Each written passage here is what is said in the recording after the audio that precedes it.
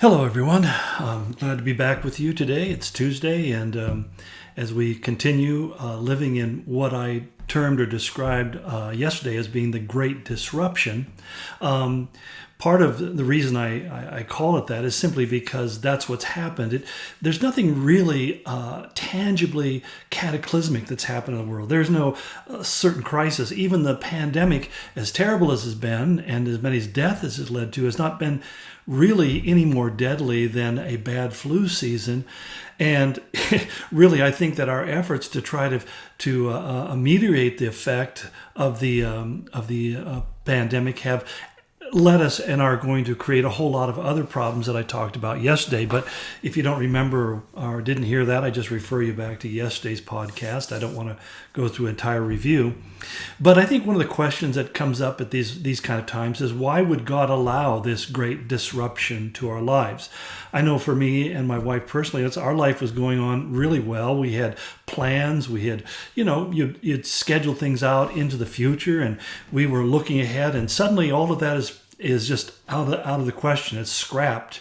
I think about how it's affected many of our people. I mean, my son was just telling me about somebody on their staff who, at his church, who not only just lost her mother who died of COVID, but on top of that, the church has to let her go because they can't afford to keep her on. And he was talking about what a disruption to your life, what an earth-shattering, life-changing event.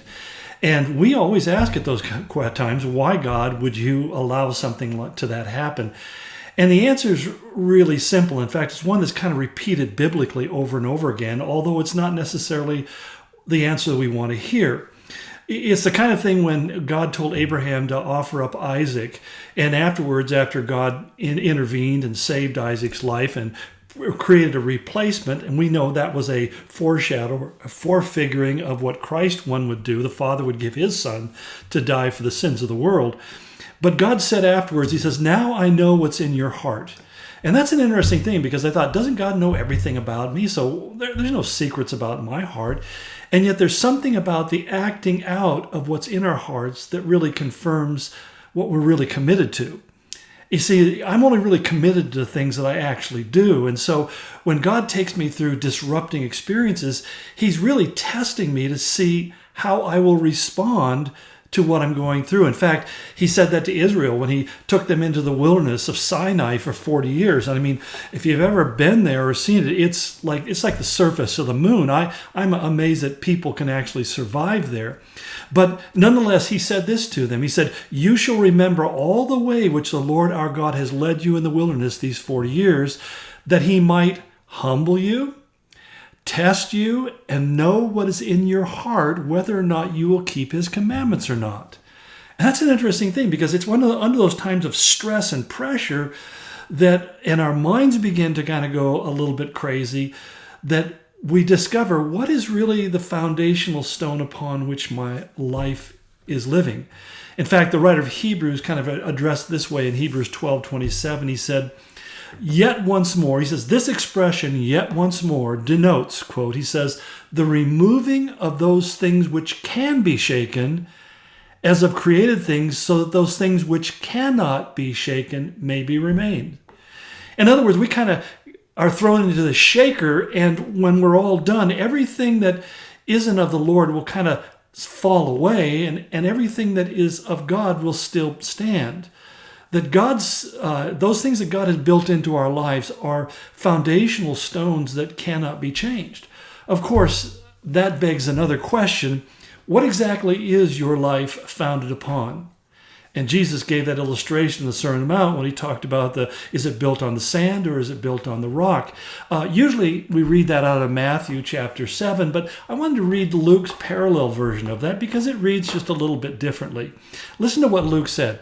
He says, it's Luke 6:48.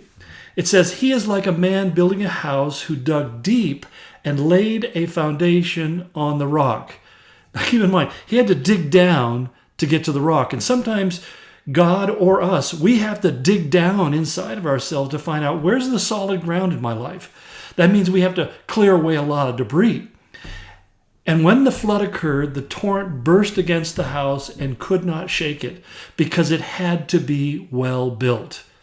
But the one who hears my words and does not put them into practice is like a man who built a house on the ground without a foundation, and the moment the torrent struck that house, it collapsed and its destruction was complete. Now, when you talk about digging down and making a foundation, this has become real personal for me because one of the things I do with my free time, you might say my recreational time, is I'm building a wall. And it's a big retaining wall. And one of the things that I have to do is I have to dig down deep enough to lay a solid foundation, and so that when that wall goes up, it won't fall over when there's a torrential rain or something of that nature, or just simply the weight of the soil moving against it.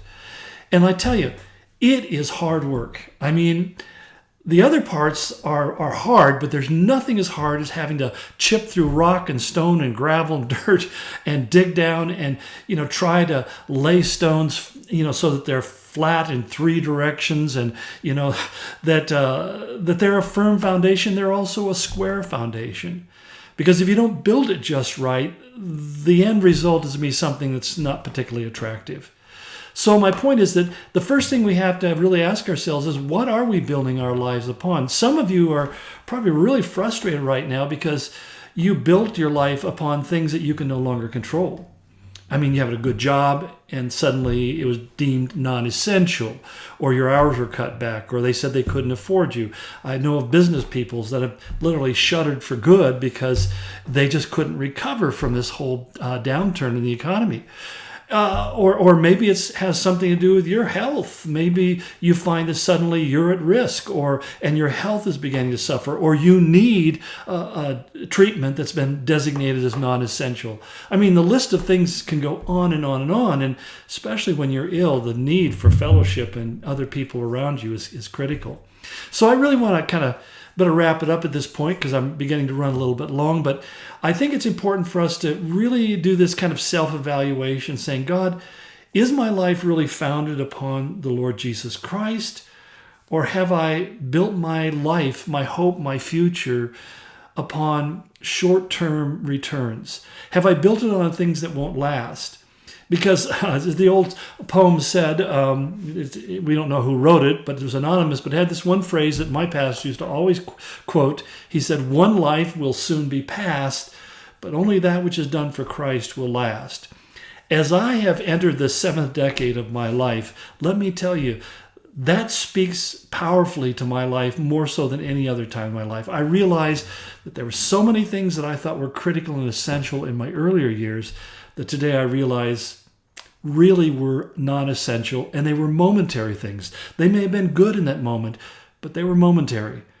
What remains in your life as you age, or you face health problems or economic problems? What can you look at right now and saying, this is something firm I can stand on? I know I can trust in this. This won't give out underneath me. So I leave you with that question. I hope it's not a haunting question, but I hope it is a helpful question that will help you clear away the rubble, to kind of remove all the ancillary and unnecessary things, non-essential things, and really see what is the essential foundational stone of my life.